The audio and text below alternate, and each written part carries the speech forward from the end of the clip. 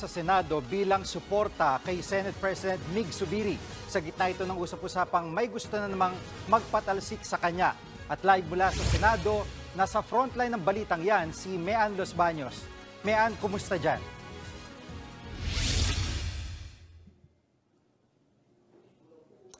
Yes, Jiggy, overwhelming o sobra-sobra pa raw sa kailangang numero ang nakuhang lagda ni Senate President Mig Zubiri para manatili siyang leader ng Senado. Sa gitna pa rin niya nitong umiinit pa rin na issue ng umano'y planong pagpatalsik sa kanya sa pwesto. There's a lot of pressure to change Mig Zubiri. But it's all coming from outside the Senate, not within the Senate. So yun. Kamara po ang gusto magpatalsik. Palang desisyon yan po. Oh. Diretsuhin mo na, Amy. strange. Sa bibig na mismo ni Senator Amy Marcos nanggaling na may nagpaplano na naman daw patalsikin si Senate President Juan Miguel Zubiri. Pero ang katakataka, sabi ng senadora, hindi mga senador ang utak ng nilulutong kudeta. Walang direktang binanggit na pangalan si Senator Amy, pero ang pasaring niya, tila puntirya na naman si House Speaker Martin Romualdez. Maraming ugong. Pero lahat ng ugong galing sa Kongreso, hindi sa Senador. Nakakatawa nga eh. Kaya nga, diretsuhin mo na eh. Diretsuhin mo na yung pinsan mo.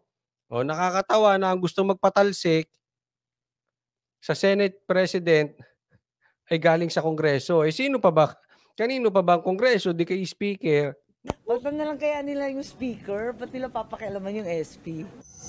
Sa Yun. Tama. Palitan nyo yung speaker nyo. Pero huwag ka mag-alala, Amy.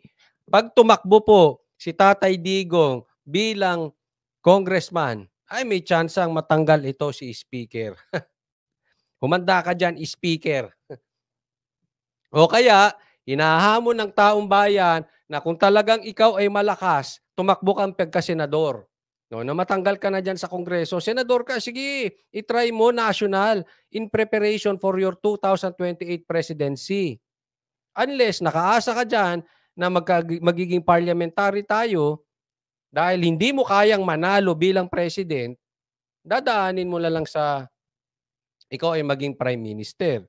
Kaya nga we challenge you, tumakbo kang senador na magkaalaman. Kung hindi, takot ka lang, hindi mo kayang manalo ng national. Pang-local ka lang. Ulitin ko, pang-local ka lang, hindi mo kayang manalo ng national. Try mong 2025, tumakbong senador and prove me wrong. Prove us wrong. Prove the DDS wrong. Pero hindi mo gagawin kasi alam mo talo ka.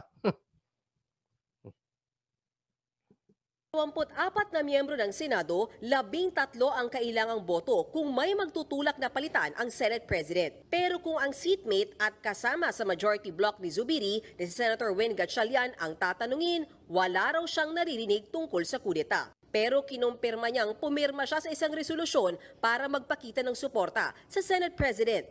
I signed a resolution to show my support kay SP and gratitude dinefend niya ang institution. Nakita naman natin kung gaano pinaglaban niya. Ito po, nagpapirma po si Zubiri. So in short, kahit po yung ugong-ugong po ay galing sa Kamara, baka tinablan siya, medyo ninervyos, kaya nagpapirma siya kung sino yung nakasuporta sa kanya. Sa madaling salita, loyalty check. Para alam niya, pagkaalanganin siya, ay alam niya na kung sino yung gagapangin. Alam niyo naman, di ba? Basta nagpapirma siya, lamang siya, so tuloy ang buhay. Pati si Senator Sonny Angara na kabilang sa seatmates block ni Zubiri, pumirma rin daw sa naturang resolusyon. Ano yung loyalty check? Parang gano'n? Something like that. Siguro tingin sa akin, very solid supporters kami. Kaya wala kumakausap sa amin. Siguro kita nila kami, yung core, hindi kami kalas. So, I think yung kinakausap nila, yung mga perceived na hindi maybe dissatisfied or may ambitions. Si Senator Cynthia Villar naman, nabalitaan din daw ang... Kasi alam nyo kung bakit umiikot yan. Kasi yung problema na yan, hindi po sumusuporta totally si Zubiri dyan sa PIPI na yan. So nanggugulo, di umano ang Kamara para i-pressure si Zubiri at pag-away-awayin. Yan po ang style ng tamba. kahit yung mga vloggers na nakasuporta kay Tambaluslos, ganyan po ang style. Pinag-aaway-away ang DDS. Kaya nga sinasabi ko, huwag tayo mag-aaway-away DDS. Na? At kami namang mga DDS vloggers, kami nagkakasundo. Yung mga tunay po ng mga DDS vloggers, hindi yung minura-mura si Tatay Digong, hindi po. Yung tunay, yung legit po. No, nagkakasundo po kami. No? Kaya ganyan ang plano ng mga yan. Divide and conquer. Tungkol sa umiikot na statement of support, nakalagay daw sa dokumento na walang kudetang mangyayari sa Senado. Pero hindi pa raw siya nakakapirma. Ma'am, ano daw po pinapasay ni SP? Ano yata? No clue. Ano specific? Mama, ano nakalagay? Ano specific? Hindi ko alam. Hindi ko nakita eh. Napalita ko lang. Pero pipirma po kayo? Hindi mo na ako pinasasign eh. Hindi na bago ang bali-balitang kudeta laban kay Zubiri. Mula nung nakaraang taon hanggang nitong Pebrero lang, ilang beses naging usap-usapang palitan siya pero walang nangyari. Isa naman sa laging matunog na pangalan na posible raw pumalit kay Zubiri, si Senator Jinggoy Estrada. Pero kahit siya, paulit-ulit niya rin itong itinanggi. Well, all speculations, there's no truth to it. But you're ready to be SP, sir? No. You're ready? No. Even if you're a senior senator already, sir? So what if I'm a senior senator? Veteran senator. I have high respects to Senate President Zubiri.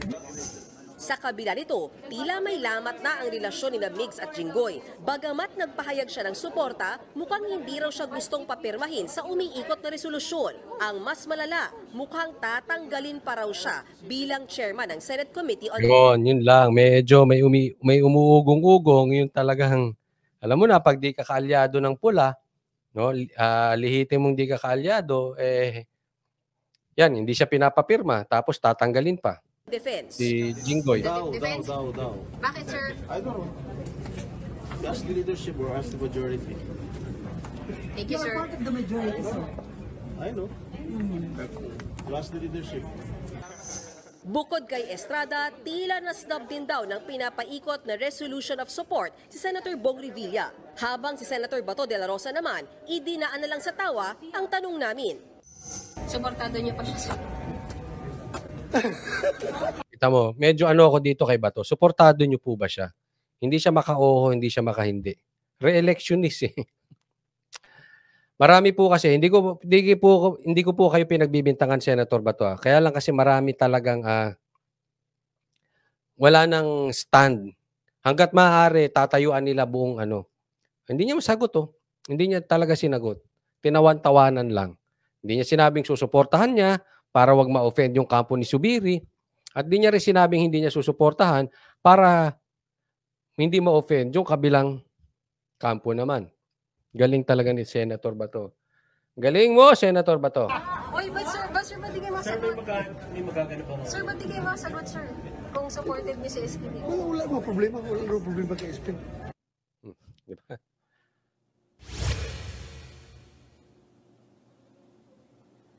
Yes, Jiggy, sa ngayon, adjourned na yung sesyon ng Senado pero hindi na talakay sa plenaryo yung statement of support para kay Senate President Zubiri. Pero ayon sa ilang mga senador na nakausap ko, 14 to 15 signatures ang nakuha ng statement of support. So, ibig sabihin, hindi siya mapapalitan. Kasi kailangan 13 signatures. So, kung 14 to 15 na nag-sign, ibig sabihin, ilan na lang natitira? Mga siyam na lang.